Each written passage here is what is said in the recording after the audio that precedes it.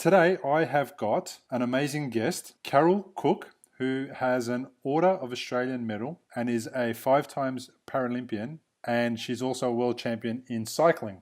Carol was born and bred in Toronto, Canada, where she fulfilled a lifelong dream of following in the footsteps of her family and several members of her family, and served as a member of the Toronto Police Force in Canada for 14 years. After competing in Hobart at the Masters Swimming Nationals in 1998, she awoke one morning with disturbing balance problems and double vision. Another all too common symptom of multiple sclerosis was rearing its ugly head. Having only been married for 3 years and no immediate family around, her thoughts revolved around how she was going to cope with this unpredictable disease. Although Carol had to leave full-time employment, she found another passion to keep her busy.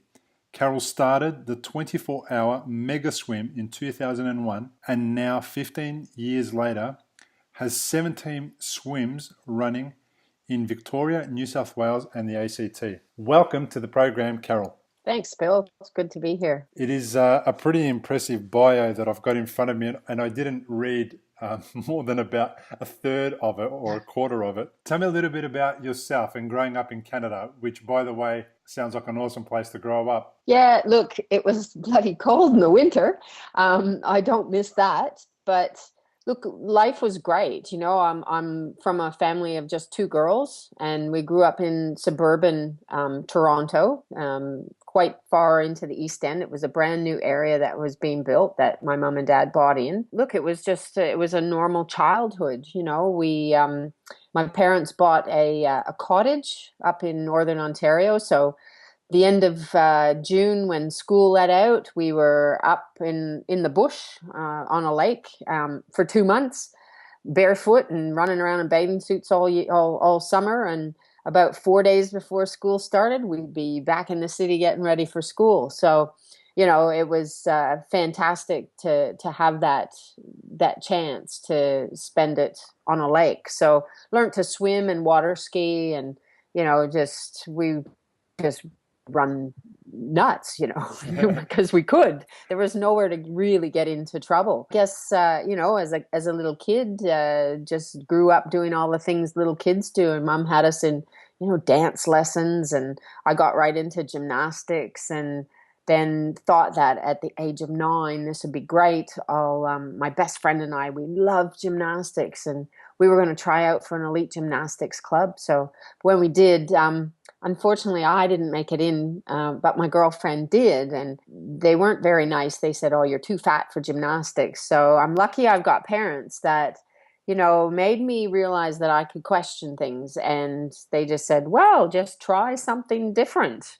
So I started swimming, and then swimming became my life and my sport. And that was my goal, was the 1980 Olympics in Moscow. And unfortunately, Canada boycotted those games along with the US and most of the Western world, other than about, I think, Great Britain and Australia. Yeah, so that's when that dream died, and I went and decided to get a real job and join the police force. Yeah, fair enough. And what a real job that is. Yeah, that's for sure. You know what I'm curious to understand is a little kid wakes up one day, goes to try out for gymnastics because it'll be fun, gets rejected, for lack of a better word, by people who obviously didn't know who they were dealing with. And probably missed out on a world champion, gymnast of some sort. Oh, look, like now, because looking at my body, I'm definitely not a gymnast build. So, you know, they could have probably put it a bit differently. Okay. But yeah, I definitely was not a gymnast build, you know, and I never would have got to any level. There's just no way. But I was built the right build as a swimmer. So, you know, that's, and because we had the cottage, we grew up around water, and we learned, you know, mom and dad had us in swimming lessons. And I remember dad throwing me off the end of the dock one day and just said, "Swim back." So, you know, you do. Yeah. It was one way to learn how to swim. So, so I have no qualms about them saying that, no, I wouldn't be a gymnast, but it's just might have been the way they handled it might have been a bit different. Yeah, fair enough. So what happened? Did you take on on swimming and then straight away as a young kid decide you were going to try out for the Olympics? How did you get to, going and having some fun swimming and then deciding I'm going to try out for the Olympics? Well, I guess it was probably in 1976 when the Olympics were in Canada. They were the 1976 Montreal Olympics. And I was swimming at just a junior national level at that point.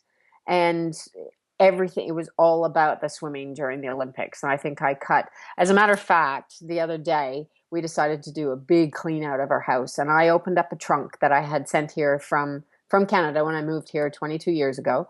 And I found in this trunk, God, I'm a pack rat. I found a folder, and it had all the articles that I had cut out of the paper from the 1976 Olympics about the swimming that I had posted on, I had taped on my wall of my bedroom. And I still had them. Oh my God, I couldn't believe it. So I sat, here I'm supposed to be pulling crap out and throwing it away. And I sat there for an hour just going through all this stuff. Everything was yellowed and, the tape wasn't holding anymore in this book. And so I just went through everything and went, yep, geez, I really was into it. And it was from there that I just went, yeah, I'm going to do this. Right. Okay. So you tried out for the Olympics and then Canada boycotted. And then what happened to the dream of swimming in the Olympics? Well, see, back then, I was about 18 at the time, and in swimming back, we're talking, 1979, 1980.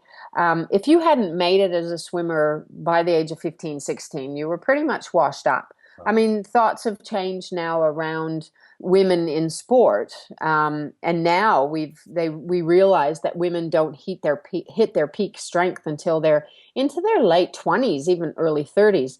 And in fact, in 2008 in Beijing, they had a woman, Dara Torres from the US, who was 42 years old and swam at the Olympic Games in the sprint events, and I think she went home with 3 silver medals. So we've now learned that, you're certainly not as a woman at your peak at the age of 18. Back then, that wasn't it. The most of the world record holders were in their teens, mid to just 18 type thing. Yeah, and you're certainly not washed up by 19, right? Oh God, I'm 54 now and I'm still not washed up. I'm proving them all wrong. Yeah. That's awesome. You decided to become a police officer. Were you one of those really cool Mountie kind of police officers with the red outfit and all that? Because when I think of Canadian police, that's all I think of. Yeah, well, let me tell you, the Mounties are like the federal police here in Australia. So most of the red tunic that they wear, their red serge, is a dress uniform. So most of the time they're just in a normal old blue uniform.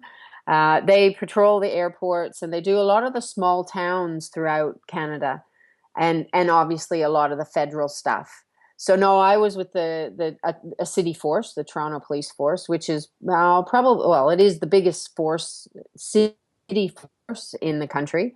And I think at the time when I was on the job, there was probably about 5,500 officers just for the city of Toronto.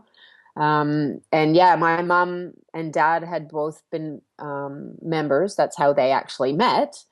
And my dad's father had been a police officer, and he joined before World War II. He was a police officer, and he trained all the police horses because he had race horses himself. And when he went to war, he lost his leg, my grandfather, but they still took him back on the police force when he came back because of losing his leg. And so, he was working in the telecommunication area. And so my dad joined, and my grandfather's brother was on, and I had 2 cousins on. And then mom was the 14th woman ever hired on the Toronto Police Force. But mind you, back in the late 50s, I think it was around 56, 57 that mom joined the police force. And they didn't do a lot of policing per se. They worked with young people, as they were known back then, the youth of the day. I don't think the youth of the day today are like the youth of the day back then. Uh-huh. And they did a lot of directing traffic.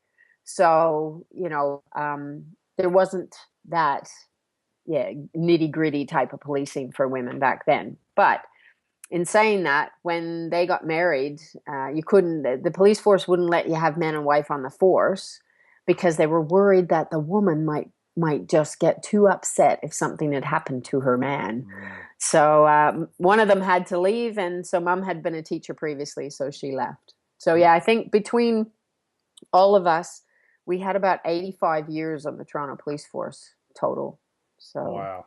yeah. Those pesky women not being able to swim past 19 and deal with their man. Oh, seriously, I know. Thank God we've moved on from there.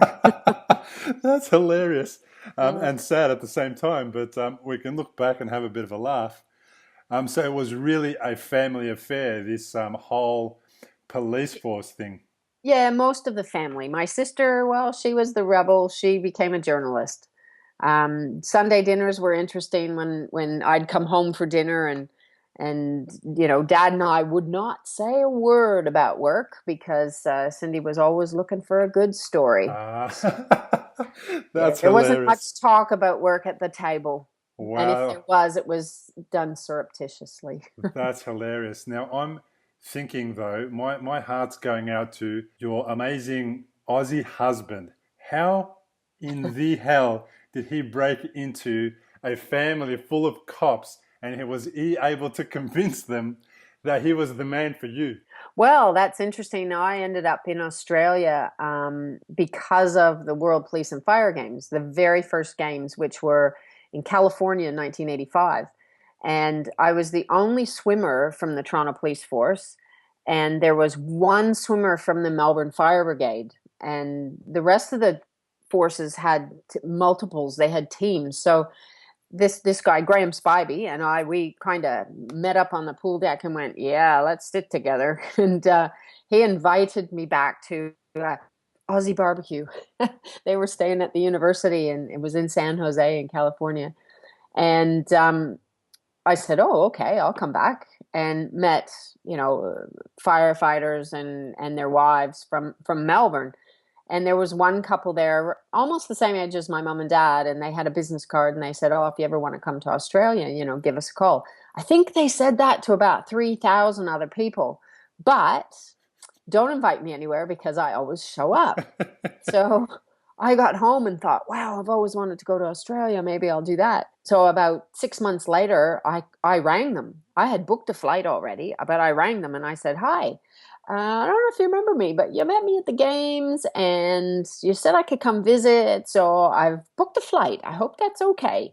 And they're like, oh, sure. I think I was the only one that took them up on their offer. Well, Wow. they became like second parents to me.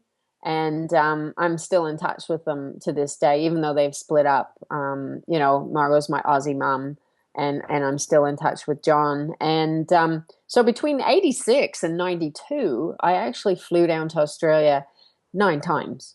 It was because I fell in love with the country, so I wanted to. To be honest, I'm going to pretend I'm a really dumb blonde and say I thought Australia was this little tiny island in the South Pacific, and when I was first coming down for my 3 weeks, I was going to see it all. Mm. And when I got here and realized how big it was, every year I came down to see a bit more. And it wasn't until 93, no, hang on, 92, November 92, I took a year leave of absence from the police force and I actually came down here to travel around for a year. Because at that point, I wasn't really sure I wanted to stay a police officer. I'd become a bit jaded by it all and just Mm. about had enough. And I drove 34,500 kilometers around the country. And I came back to Melbourne and I went to the North Q Football Club and I met my husband. Um, but by the time November rolled around again, that was August of 93. By the time November rolled around, I had to go home because I had no money left Mm. and go back to work. And yeah, I think the first time that Russ came to Canada was a couple months after I had left. And I think he was a bit overwhelmed by Dad questioning him about who the heck he was. But when we got married, I must say, because Russ's surname was Cooke, and mine was Banks. My maiden name was Banks. And my uncle was the MC at our wedding, and he came up with a great story because, James Cooke, who, landed in Australia, his chief botanist on the ship was Sir Joseph Banks. And because Australia was looked at as a penal colony, my uncle put all those three things together and said, well, Banks and Cooke, definitely had to get together. And because Russ was in Australia, he obviously was descended from convicts, and our family were all cops, so it was a marriage made in heaven. So but it's taken, Russ knows a few of my idiosyncrasies because of the police force, and every time I'd go into a restaurant, I had to sit with my back to the wall, so I had a big view of everything in front of me. So he's kind of got me out of that a little bit by jumping into the seat he knows that I want to take.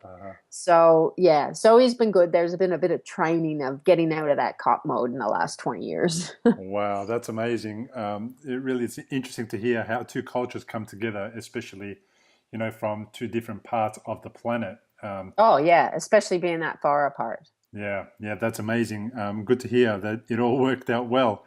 And you got stuck into the sports when you got to Australia, right? Yeah, I was still swimming. I was still competing as a masters swimmer. So, we were down it was in 1998, and we were down in Hobart. They had the Masters Nationals swimming championships there. And actually Russ had come to watch for the first time. So that's where we were competing. We used to compete all over the place, but yeah, in 98 they were in Hobart, and it was really hot, which was surprising. They were having a heat wave, and it was like 40 degrees in Hobart, and the pool had absolutely no air conditioning.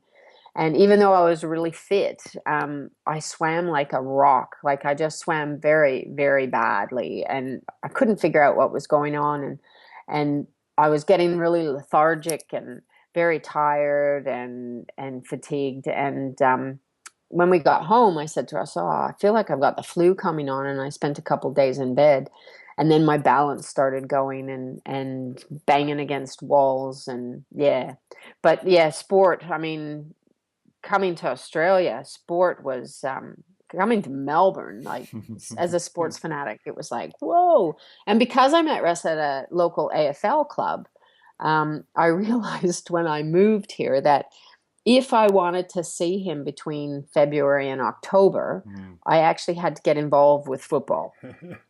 He was the team manager for the North Cute Football Club. So, Tuesday nights, Thursday nights, all day Saturday, man, he was gone. So I thought, what can I do at the club? And I started there in the canteen, which was not a good idea. I'm not real good with chips and hot dogs. And eventually became the head sports trainer, took the sports trainer's course, and ran around the field with the guys every Tuesday night, Thursday night, and all day Saturday. So I like to tell people it's a great job for a woman because it's the only place that my husband would let me be with 40 naked men in a room, and he didn't care. Wow. So it was interesting.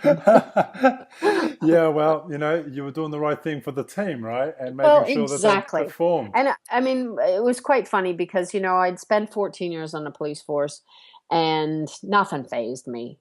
I spent 4 years working undercover on the job, and so nothing at all would faze me. And the guys would try it on. Some of the jokes, "Oh, Carol, I pulled a groin muscle. Could you rub it for me?" And I'd just pull out the dinkum rub and go, "Yeah, jump up." "Oh, no, it's feeling much better now," So, yeah, brilliant comeback there. Yeah, so it was fun. So you woke up that morning, not feeling the best. You swam like a rock. Yep. I just, I thought I had the flu. I really thought I had the flu, and it was, over the couple weeks I'd been to the doctor and my balance was off.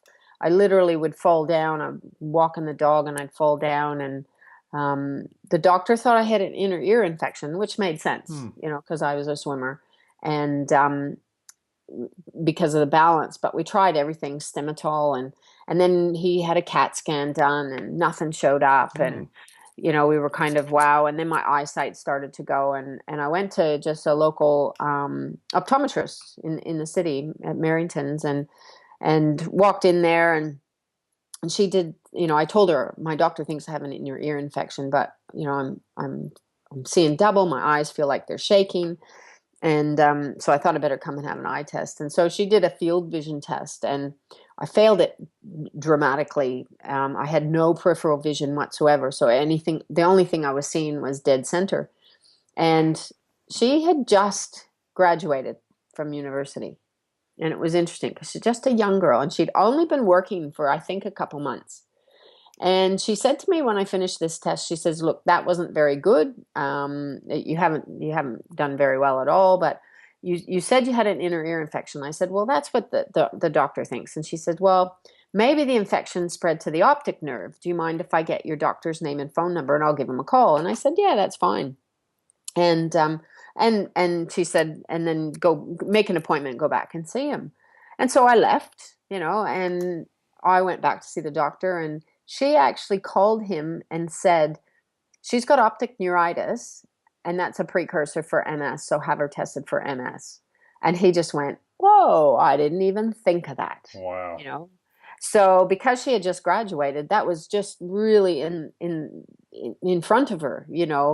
And as my doctor said to me, he said, "Look, we learn 20 minutes on every disease as a GP, and that's about it." Yeah. He said, so she obviously remembered what optic neuritis, what some of the things that could cause optic neuritis were. And that's, yeah. So, and so we found the first neurologist, which was another mistake that I could get into. And he was probably, 70 something and should have been retired.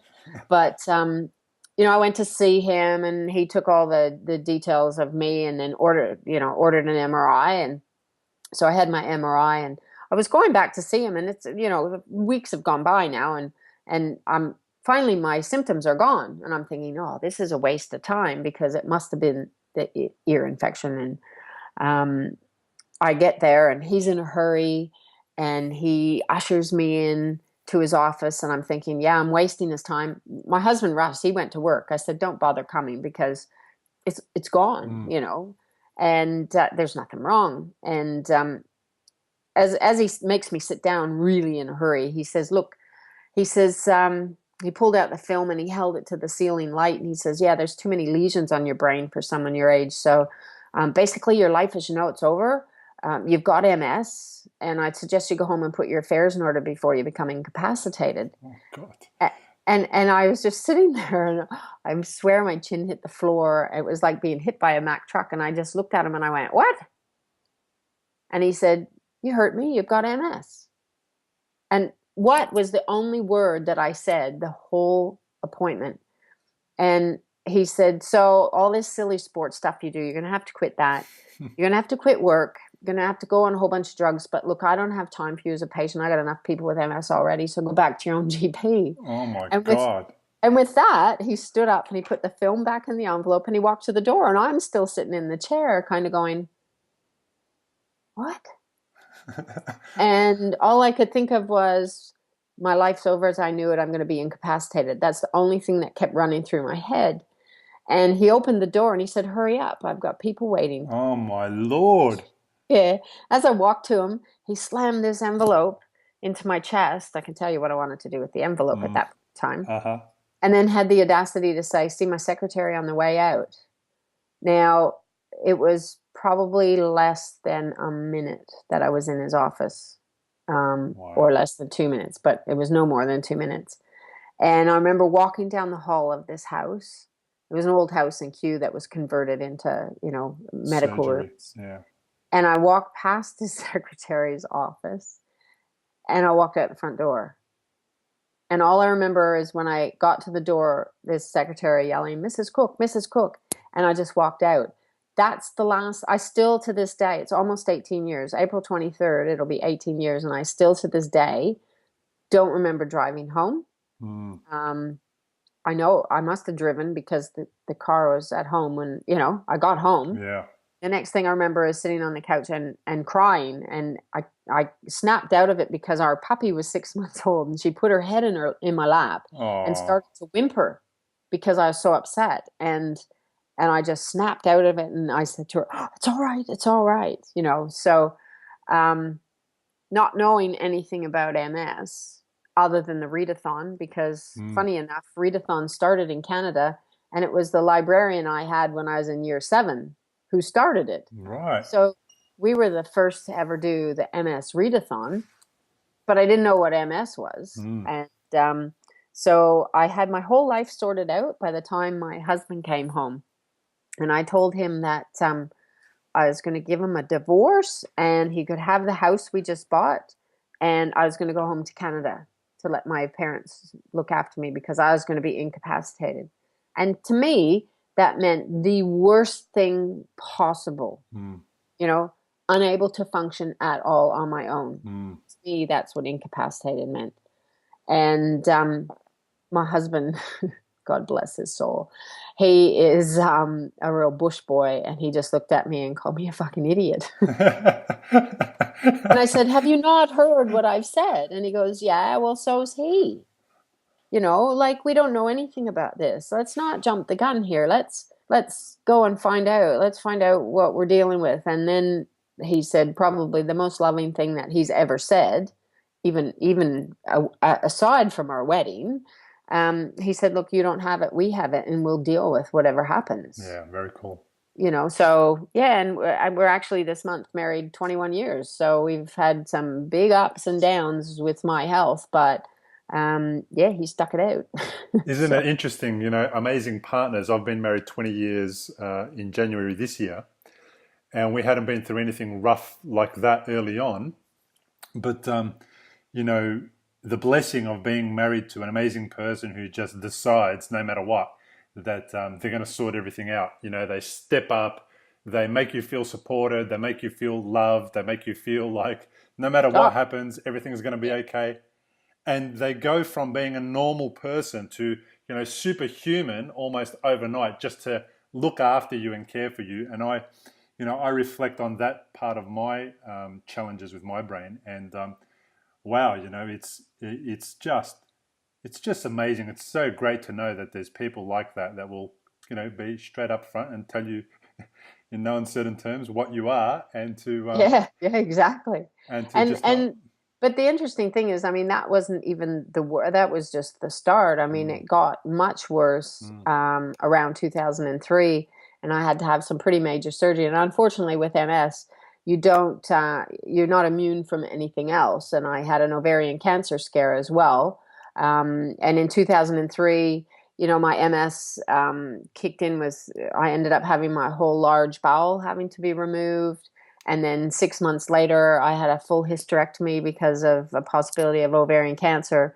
And after both surgeries, I had multi-resistant staph, so I was extremely sick. And to see a man who would turn green walking into a hospital, sit there and hold my puke bowl and, you know, wipe my face with a cold cloth as I'm just heaving my guts. yeah, You know, to think that he was actually able to do that is just incredible, you know. yeah, Um, and yeah, and then us come out the other side. So yeah, it's I'm well, you and I are obviously two of the lucky ones because yeah, I know so many people who are living with MS who have lost partners yeah, because they just couldn't deal with it. And yeah, you know, and the person with MS is fine. Yeah, sure they've got symptoms, but they're fine. They're still living, breathing, walking around. But the person just couldn't handle it. yeah. And so I know the same scenario in the stroke community. There's plenty of that going on, and it's a bit sad. But sometimes what happens is, I think, even though it's dramatic, and a lot of the people that are going through a neurological challenge suffer by going through it, and then, you know, in the attempt for recovery or getting their life back in some way, shape, or form, the people that I've come across at least have been able to, I don't know, somehow even turn a relationship that went bad, even turn that into a positive. You know, understanding yeah, that, you know what, that's okay. I can move on and I can find a way to overcome that. That being said, I wouldn't wish it on anybody, and Exactly. I would Yeah. rather everybody go through our challenges the way that we were supported and loved and cared for. Yeah, definitely. My wife also had the pleasure of holding a puke bag while I puked up in hospital, and the same day I didn't know who she actually was. I just had this strange lady at the end of my bed. Well, at Uh, least I knew who Russ was. yeah, and she was holding the puke bag while I puked up, and yeah, and yeah, she's never let me forget it. So. Uh, I'm really curious because I wake up in the morning and on a Sunday is my day where I decide that I'm going to ride from Preston, where I live, which is 12 kilometers away from the CBD of Melbourne. I'm going to ride my bike there, have a coffee, do a bit of a walk around and then ride back. And in total, depending on the route that I take, it can be from 24 to 26 kilometers. And by the end of it, I can't feel my leg anymore. And I have to really be careful when I get off the bike. And you've had so many things that most people would use as an excuse not to ever get up and do anything. What do you feel when you do the exercise that you do? Because we'll talk a little bit about your cycling, but how does your body feel? What's the new normal for you? Oh, look, because it's MS, it varies day to day. Yeah, I have some symptoms that stay with me all the time. I've got neural pain in my feet, so it's like walking on hot coals all the time. And the more fatigued I get, the worse it gets, or the hotter my core body temperature gets, then that neural pain gets worse. And I remember training in Spain one day, and I thought, oh yeah, everybody else had to do much longer. So, I'm on three wheels, they're on two. So off I go out of the city of Segovia.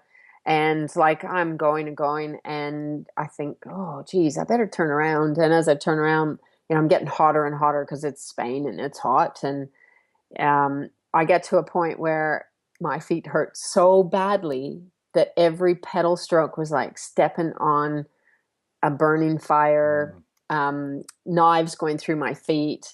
And I thought, I'm not going to make it back to the hotel. What do I do now? So, what do? Find the nearest coffee shop with air conditioning. Get off and get in there and have something, and sit for half an hour uh, before I can go again. So, look, and that doesn't happen all the time. Like it doesn't get that bad all the time, but it depends on the day. It depends what I've been doing in the lead up to that day. And I think it's really, it's not something that I've just jumped on a bike overnight and then go out and ride 80K. It's not, it's been baby steps. 2001, I was in a wheelchair full time. So I wasn't walking.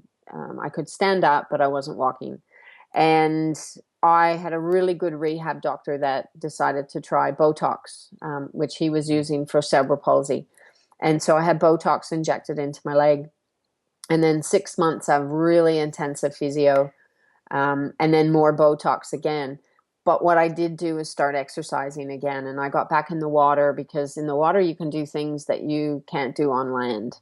And started back swimming and started to build my strength and go to the gym again. And it was baby steps. It was very, very slow. Um, it wasn't until I guess about 2005 where I got invited to a Paralympic talent search day. So I went to that and they said they wanted me to take up the sport of rowing. So I thought, oh, okay. And then rowing built into that as well. So, the constant drive with your legs and whatnot. And it made me stronger, and then switched to cycling in 2011.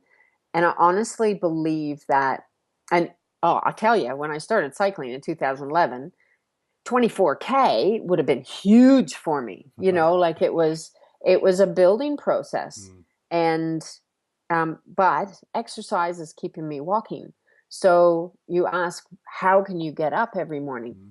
Because if I don't, I'll be back in that wheelchair. Mm. I honestly believe that. So I will get up and I will do something. And, somebody, I was talking at a school not long ago, and one of the kids, it was up in country Victoria, and one of the kids stuck his hand up in the air and he goes, "When are you going to retire?" Here he's 8 years, this 8-year-old kid looking at me going, "Oh God, you're old. Like, when are you going to retire?" And I said, "Well, why should I? If I like what I'm doing and I'm good at what I'm doing and I enjoy it, then I'm going to keep doing it." So, the day that I don't like cycling anymore is the Mm. day I'll try something else. Um, Yeah. Tell me yeah. about when you first got on the bike. Was it a two-wheeler or a three-wheeler? Oh, well, I grew up, with a two-wheeler, and I used to do Mm. triathlons and stuff. But I lost, because of my MS, I lost my balance, Right. and I couldn't ride two wheels anymore. And I remember I had to coach down at rowing one day, so I grabbed a bike just out of the sheds, and I was like Fred Flintstone, where this feet are on the ground, and that's what propels the car. Hmm. And I just could not balance on the two wheels, so I had to lower the seat so I could run my feet on the bike path as Wow. I was going up and down the Yarra River trying to talk in a megaphone coach At the these same time. rowers. Yeah. So I thought, maybe I should invest in something that's got three wheels instead of two. And yeah, I found a builder here in Melbourne who built me my first trike. It was a 22-kilo steel frame trike, Wow. and I just would ride back and forth to rowing training. And yeah, so that was my introduction into cycling. I knew nothing about trike category at the Paralympics. It was strictly to get me from home to the Mm. Yarra River and back home. Yeah. I remember the first time I got back on the bike after surgery and after rehab, and the numbness in the leg. The bike that I got back on was just my old regular bike that I used to ride on. Yeah. And I went to pedal around, as you do, and the left foot slips off the pedal and ends up sort of almost scraping the ground. And when the pedal comes back up and scrapes half of your skin off of your shin bone? Yeah. I did that about 3 or 4 times just to get back to home because I couldn't feel my leg and I was just destroying my shin bone the whole time. And I thought, you know what I've got to do? I've got to get a stirrup. I'll get a Yeah. stirrup on my left foot and I'll put that one on and then I'll be fine. So I went to the local bike shop and you wouldn't believe it. The guy there goes, "Oh, this guy just dropped off some old stirrups and I don't want them. Do you want to buy them for $10 and just, Perfect. use one?" I said, "Yeah, awesome, perfect." So I put the stirrups on and then I went for a ride. And then when I stopped at the lights, I needed to put my foot down. But I forgot my foot was in the stirrup. So you fell over. So I fell over. But I didn't only fall over once, I fell over about 3 or 4 times. And then I thought, well, enough of that. I'll keep the stirrup on, but now I'll take the The now I'll take strap, the strap off. So after 3 attempts at riding the bike, I'm finally at that point where my left leg doesn't fall off, and it's a little bit less dangerous for me to go riding. I'm not going to destroy my car, my Hey, shin, and I you're won't not fall in a the you're not traffic. a real cyclist if you don't fall because you forgot to take your foot off. Because when you start with cleats Yeah, as well, when you clip your foot in, I don't care who you are, you will always fall sideways at least once. yeah, okay. I You feel don't better now. have to have a problem with your body. And it happens to every person who starts off, who finally decides, okay, I'm going to get clip-in shoes. Yeah, that's And they brilliant. just get to a light and they forget. Awesome. I'm So, so glad that it's just not me. I feel a lot better now. oh, no, it's just not you. Don't worry about it. Hey, Carol, were you one of those people that was just that somebody like me hated because you were good at all sports and I really had to struggle to be good at any sport? Because it sounds like you just Absolutely not. okay. If you hand me any kind of ball sport, Yeah. basketball, volleyball, baseball, I am shocking. Okay. And I think the worst summer of my life, it was one year, mom and dad decided they were going to rent the cottage for a couple weeks, Mm. So what did they do? They enrolled us in softball. And even though, we were on teams, I was always stuck out as far out in the field as possible because then I didn't have to catch anything. until one day somebody hit this pop fly up in the air, and I'm standing there with my glove going, it's coming to me. I'm going, I've got it, I've got it, I've got it. And it landed right in front of me. I didn't have it. And yeah, so that was the most horrible time of my life spending playing softball. My sister, on the other hand, was a great basketballer, volleyball player. So she got the ball skills and I didn't. Well, you've done all right by the looks of things since 2006. There's probably, I don't know, there's probably about 15 or 16 different titles, and there is definitely a gold medal at the London Paralympics. Can you Yeah. please tell me, what is it like to win a gold medal in the Well, Paralympics? the funny thing is I hold that gold medal up when I'm talking to people, whether they be adults or kids, and I ask them how many they think that that's success. And invariably every hand goes up. But for me, the success, I mean, I go back to, as that 9-year-old who wanted to go to the Olympics as a gymnast, and then that 15-year-old who decided that Moscow, I was going to be there to swim. I can go 41 years back. It was a dream to represent my country at the pinnacle. And it took 41 years, 2 countries, and 3 sports, but I actually got there. And to me, that was the success, because the Australian paracycling team is probably the toughest team to make. You only get so many spots at a Paralympic Games. So in London, we had 6 female spots and we had 6 male spots out of 13 different categories. So, you either have to be a world champion or definite medal potential to actually make the team. So to make the team, I was just like, wow, that blew my mind. And, the day of the time trial, I actually had to race the men in London because they didn't think that there would be enough females to hold our own race. So they combined us. And it was factored. But the men are so strong. And so I thought, oh, well, I'm just going to go out there and just give it, 120%, as much as I can do. And I did. I just put my head down and off I went. It was only 8 kilometers, but it was like, go as hard and as fast as you can. At this point, I didn't have my 22 kilo steel frame trike, I must say. I graduated to a carbon frame 14 kilo trike. Thank God. Yeah, thank God. And I went about, because the time trial, you go a minute apart. So there was 18 of us. So I think I went about 13th, 12th or 13th. So there was about 6 people behind me. And they weren't reading out when I finished, I'd given it so much that I couldn't even pedal. And thank God I was on a trike, because trikes don't fall over. And so I just sat on it, and our physio actually wheeled me into our bay where the team was. And they had to lift me off the trike, and there were still people out on the course. And I got onto a bike on a wind trainer to try and cool down and get the lactic acid out of my legs.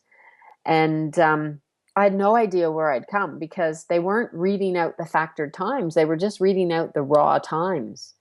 And so I had no idea what my factored time would be and what place I would be. And the men's and what I thought the women's world champion were still out on the course. It turned out that the female world champion didn't actually race, because she had had a crash. This was September. She had had a crash in July and had a head injury, so they wouldn't let her race. I didn't know that at the time. I didn't know till afterwards. But so Hans-Peter Durst, who is from Germany, he was the men's world champion, and he was still out racing. And I was just like oblivious to it. And our media person from the Australian Paralympic Committee, Jenny Shearer, she just kept saying, she's holding her phone, because obviously they were showing, she wasn't telling me, but they were showing the factored times online. And she's looking at it going, I think you've got this. And as I'm on my wind trainer cooling down, I'm like putting my hand up to her going, don't jinx it. Just don't say it. I don't want to know. I want them to say it over the loudspeaker. And every time she said something, I'd hold my hand up to her going, shut up, don't say anything. And it wasn't until the this man walked into our bay, and he comes up to me and he sticks his hand out, and it's the head coach of the Great Britain team. And I took his hand. He goes, "Congratulations." I said, "For what?" And he goes, "You won." And I almost got whiplash turning to look at Jenny, and she goes, "Oh, for crying out loud, I've been trying to tell you for 10 minutes you won the bloody thing, but you wouldn't let me say anything." And I burst into tears. And I'm sure thank God Monty Python wasn't around, because if somebody had been filming it, our head coach came up to me, and he's this huge man, like he's just lovely, and from Queensland, and Peter's got his arms wrapped around me. I've got my head in his shoulder. I'm sobbing. So I'm like, and my legs were still going around on the wind trainer. So I was still pedaling as he's hugging me and I'm sobbing. And if you take every feeling possible, fear, excitement, joy, sadness, like everything, and wrap it into one, that's what I was feeling. Wow. You can't even describe it, because there's just so much that goes through you. And I think the best thing was that my mom and my aunt and my sister were watching. They were there in London from Canada. And, I think of I guess the first thing that went through my head was that all of those mornings that my mom would get up at 5 a.m. When I was a kid and drive me to the pool, would drive me to swim meets on weekends, act as a chaperone and come away with the club. It paid off. And it was just as much her medal as it was mine. Like that's how I looked at it. And it was just when I got down to the medal presentation area, I was a bit concerned actually about how the guys were going to feel being beat by a woman. And Hans Peter Durst, he had come second to me, and then David Stone from Great Britain was third. And I certainly didn't have to worry, because as soon as they saw me, Hans Peter just grabbed me in this big bear hug and almost picked me off my feet, going in a big thick German accent, "You done good." And then and David Stone was like hugging me, going, "Oh, congratulations, that's fantastic." And the one thing that the media asked David Stone was, of course, he's British, and we're in London, and the British press grabbed him and said, "So, how does it feel to be beat by a woman?" That was the first question. And true, I give him so much credit, because he just turned to them and said, "Why do I worry whether it's a male or a female? She had an awesome race. She deserved to win." So that made me feel really good. It was fabulous. But to stand there and have them put that around your neck, it was just like, whoa, this is incredible, So and it was something I never ever thought would happen, because all those years before, and I did have a chance of going to Beijing in 2008 with rowing, but we were trying to qualify and we missed by 0.8 of a second, Wow. quicker than the snap of your fingers. And we were devastated. So, of course, in 2008, here I thought, wow, all my dreams are coming true. I'm going to get to go to not the Olympics, but the Paralympics, not for Canada, but for Australia, not in swimming, but rowing. Who the hell cares? Let's go. And then in 0.8 of a second, that's ripped away from you.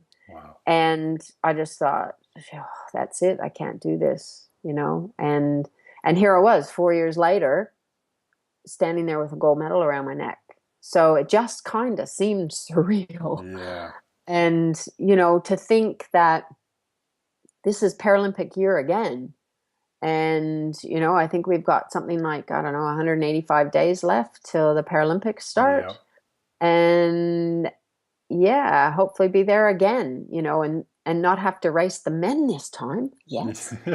And maybe win 2 gold medals. So that's really exciting to think that this could happen for a second time. I am so amazed to hear your story. Obviously, I am so thankful that you're making the time to be part of this interview. It's just brilliant to hear what it is that you've done, where you've come from, all the stuff that you've had to go through. I know you do a lot of amazing work for some of the local charities, and I also want to talk about the swim event that you've organized. Tell Yep. me a little bit about what the swim is about and how it was that it came to be. Well, back in it was around 1999, a lady at the MS Society of Victoria, as it was known then, started a scholarship program called the Go for Gold Scholarships, and she had funding.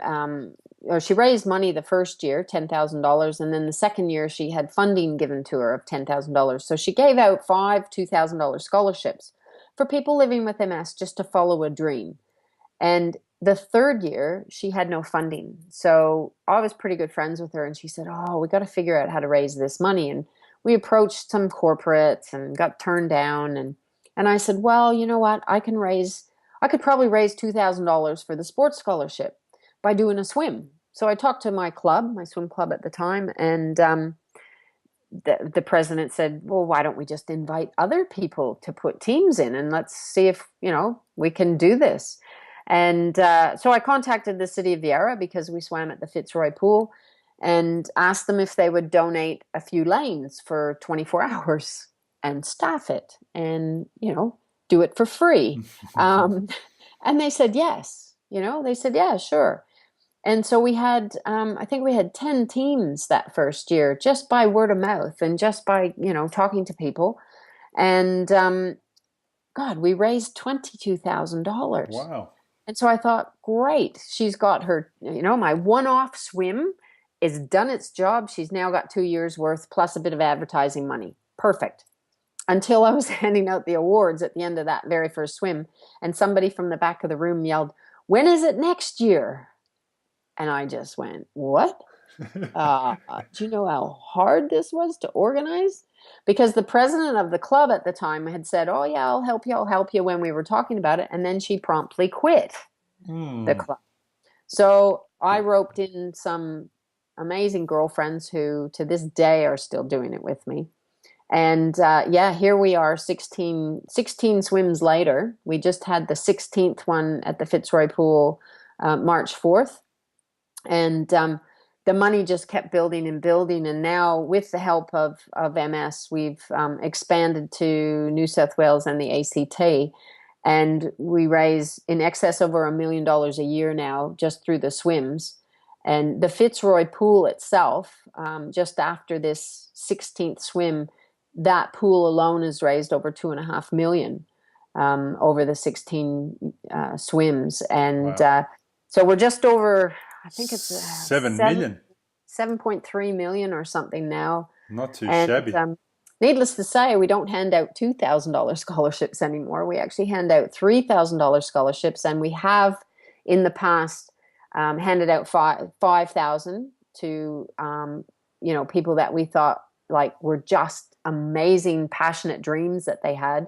And one year we actually gave $10,000 to a woman living with MS. And when I say dreams, people think of these wild, fancy dreams. But the woman who got the 10,000, it was a number of years ago, and she was 54 living in a nursing home with 90-year-olds, basically a quadriplegic. So couldn't even sit up. So she had to be in bed all the time. And her only daughter, now 54, I'm 54 now. So I just kind of shudder at the thought of that being me. Yeah. And her only daughter lived in South Australia and was getting married, but there was no way to get her there because she couldn't sit in a car because she couldn't sit up. She couldn't sit on a plane. An air ambulance was just ridiculous. You couldn't do that. So the only way we could get her there was by road ambulance. It was $7,000 to go from country Victoria to South Australia and back. $7,000 just for the ambulance. Then she would need, a nurse to go with her. So she'd have to be paid. They needed to hire a day bed so she could actually be at the wedding. And so we just went, let's just give her 10. And she actually went to her daughter's wedding. Wow. And that was her dream. For everybody else, that's just a given. You're just going to go to your daughter's wedding, and so, when I got a picture back from her daughter of, this woman in her bed, dressed to the nines, they bought her a new dress, and her daughter and new son-in-law on either side of her, and the smile on her face just said it all. So that was just amazing. So those are the kind of dreams that we make come true. I mean, and they can be anything. So, even going back to school to be retrained because you can't do your job because of your MS anymore. Yeah. So, yeah, so it's just incredible. But, I think we've now over the 15 years have handed out close to 1,000 scholarships now.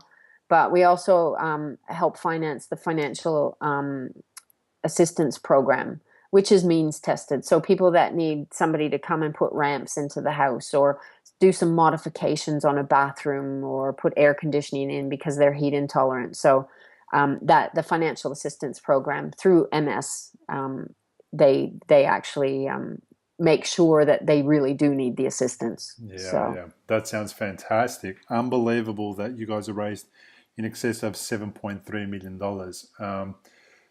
So I want to keep talking really, but we're going to have to eventually come to the end of the episode, which is difficult for me to do, but because it's been so amazing. But what I want to ask you is, you're 54. You're going to Rio, hopefully very soon. Your second Olympics. You've had a couple of other challenges. What do you tell somebody who is coming home from a doctor today, has just happened to, fall across this particular interview, and they've been diagnosed with some kind of a neurological disorder, if it's not MS, and the doctor hopefully has been a little bit nicer than your neurologist and given them some news that, they probably could do without. What do you tell somebody like that? Look, I think, I think back to when I was diagnosed and allow yourself to go through a grieving period. Funny enough, I look at it now and I think about what that doctor said, that my life as I knew it was over. And he was right. He was right. But he was thinking in a negative way, and I like to think in a positive way, because I honestly would not go back and change the fact that I've been diagnosed with MS, because it's actually made me who I am today. And not that I was a bad person before, but I actually like the person I've become more than the person before. And like I said, not that I was a bad person, but I think I'm more empathetic. I've stopped worrying about climbing that corporate ladder, making that money. I've become philanthropic. It's given me opportunities to do things that I never ever thought I would do. Like last year, I wrote a book. I never would have written a book.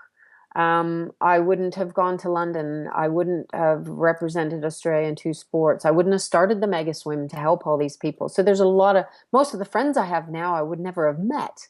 And having a diagnosis is really, really scary. And I don't care what it is. It can be minor compared to anything, like a cancer diagnosis or whatever.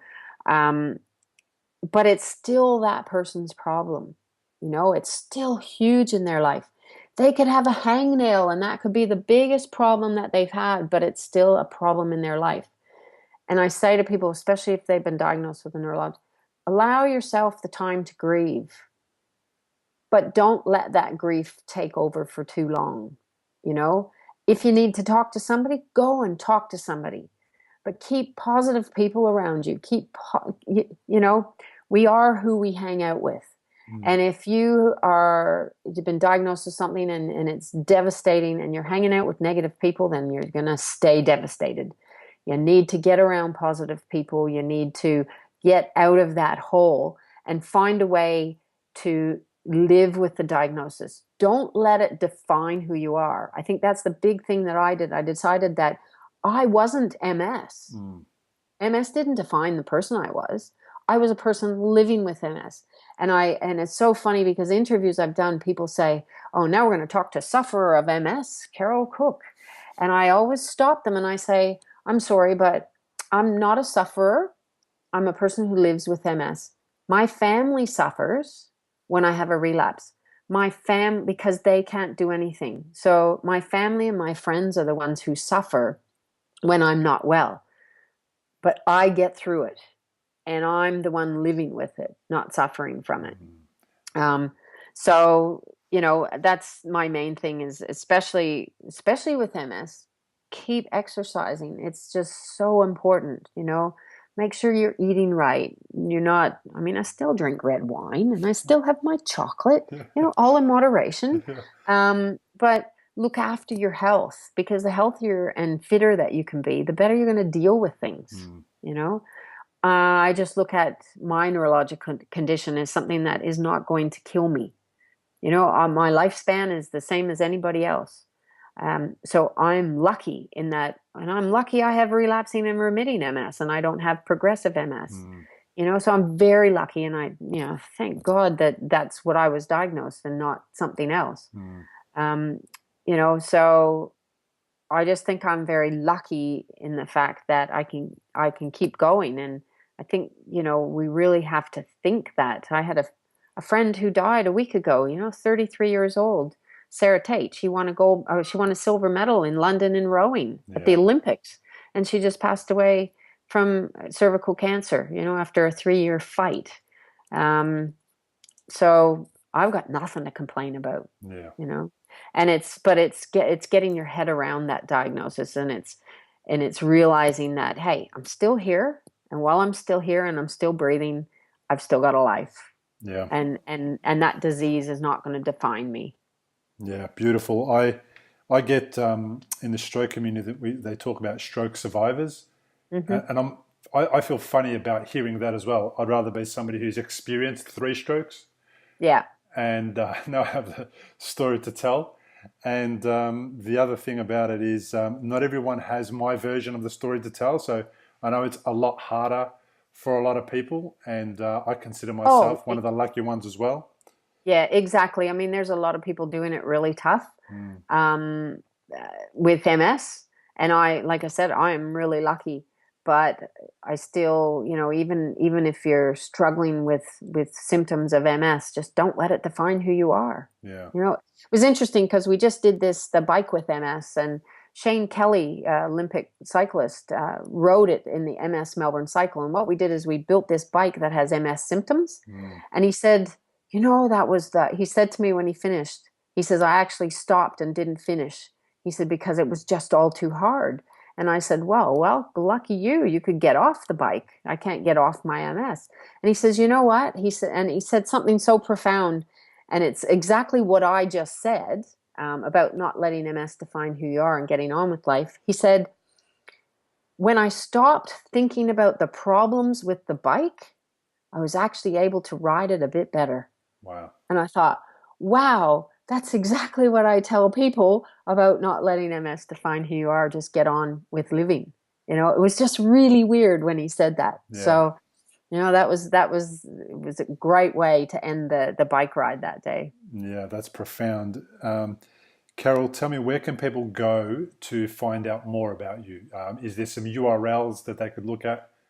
Yeah, look, I have my own website, and it's just carolcooke.com.au. I sell my book from there as well. I'm self-published, so What's the yeah, book called? called Cycle of Life. Actually, yeah, Cycle of Life, gold medal Paralympian, secrets to success. Nice.